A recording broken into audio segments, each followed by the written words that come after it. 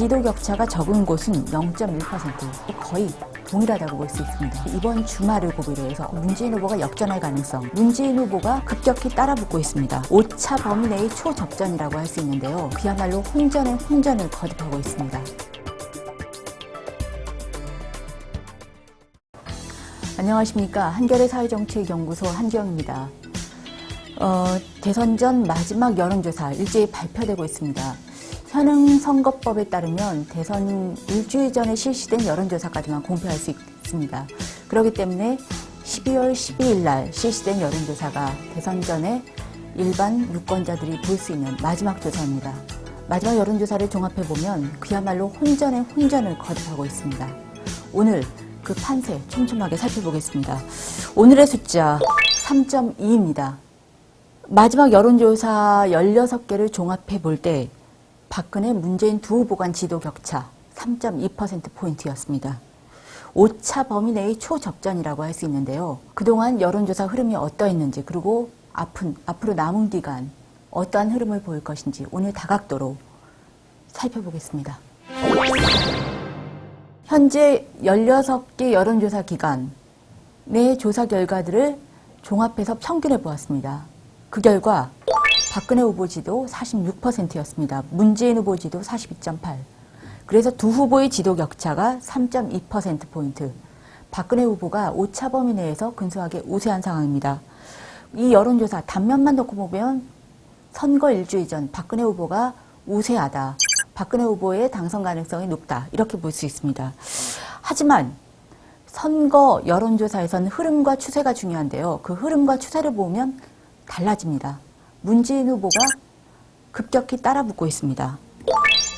12월 1일 조사를 보면 6.8%포인트 격차가 났습니다. 당시에는 안철수 후보가 사퇴를 하긴 했지만 아직까지 문재인 후보 지원을 본격화하지 않은 상황이었습니다.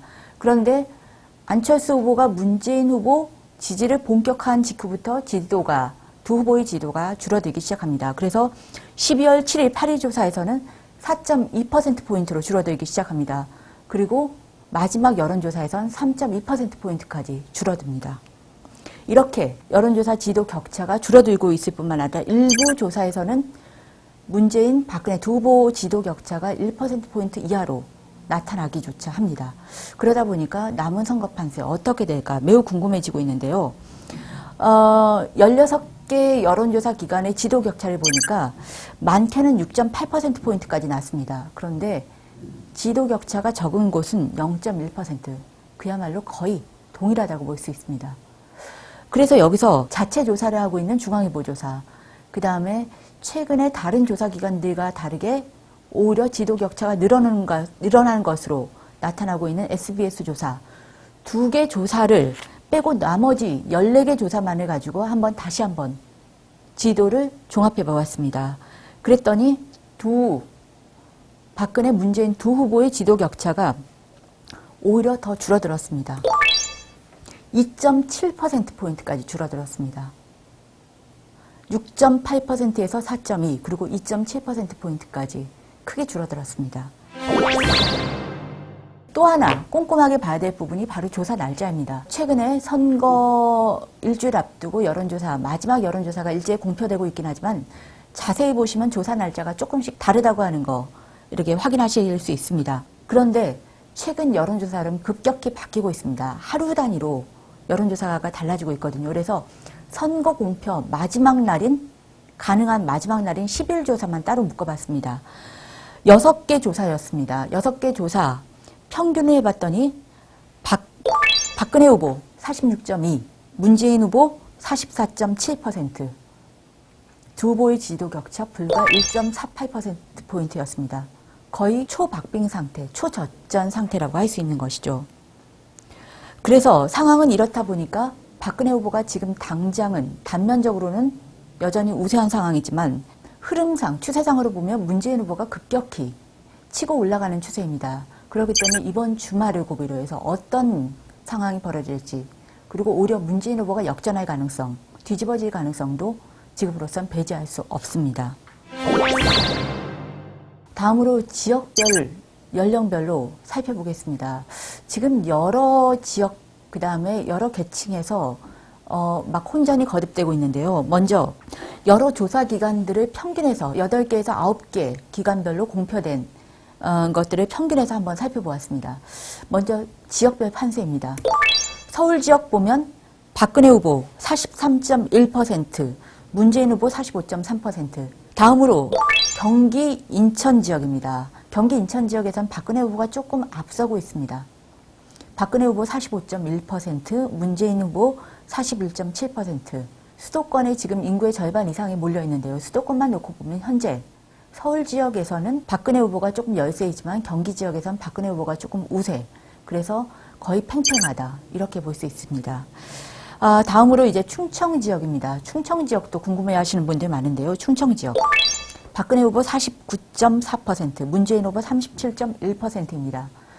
충청 지역에선 박근혜 후보가 10%포인트 이상 앞서 있는 상황입니다. 부산, 울산, 경남 지역, PK 지역도 이번 대선에 가장 관심이 쏠려 있는 지역이죠. 박근혜 후보 52.4%, 문재인 후보 35.3%.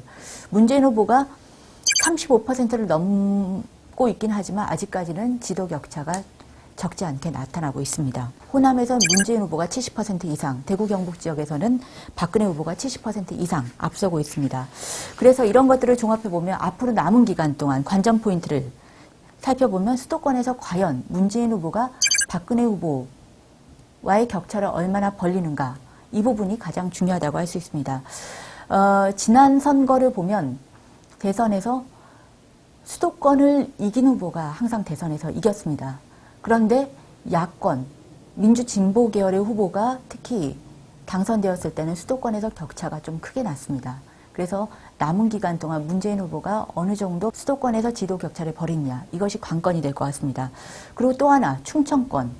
충청권에서는 박근혜 후보가 지금 우세하긴 하지만 충청권의 민심도 끝까지 봐야 될 것 같습니다. 2010년 지방선거에서 충청권, 당시에 야권 후보가 우세했습니다. 그런데 지난 총선에서는 오히려 박근혜 후보의 여당이 우세했습니다. 그런데 이번 대선에서는 어떻게 될지, 지금 현재 단면만 놓고 보면 박근혜 후보가 우세하지만 이것이 어느 정도 좁혀질지, 이 부분도 끝까지 봐야 될 것 같습니다. 그리고 마지막 관전 포인트, PK 지역이죠. 부산, 울산, 경남 지역인데요. 이 지역. 지금 지도 격차가 좁혀지면서 평균 지도에서 문재인 후보 35%를 넘고 있습니다.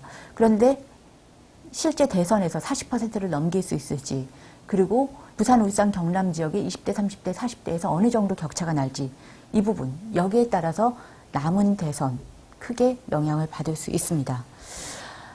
세대별로도 살펴보겠습니다. 세대별로 다들 아시다시피 20대, 30대에서는 문재인 후보가 현저한 우세를 보이고 있습니다. 그리고 50대 이상에서는 박근혜 후보가 우세를 보이고 있습니다.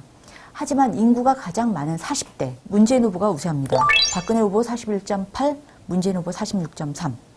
특히 40대 같은 경우는 또 전반과 후반의 흐름이 조금 상이합니다. 40대 전반 같은 경우는 20대, 30대와 비슷하게 문재인 후보가 압도적으로 앞서고 있습니다. 그런데 후반으로 가면 거의 비슷하거나 오히려 박근혜 후보가 조금 더 우세한 상황을 나타나고 있습니다. 세대별로 보면 남은 대선에서의 관전 포인트. 첫 번째, 20대, 30대에서 어느 정도 투표율을 보이느냐. 이 부분이 첫 번째 관전 포인트고요. 그리고 두 번째, 60대 이상 어르신들의 숨은표들이 있습니다. 숨은표들이 어느 정도 실제 대선에서 나타나느냐. 이 부분에 따라서 이번 대선 달라질 수 있습니다.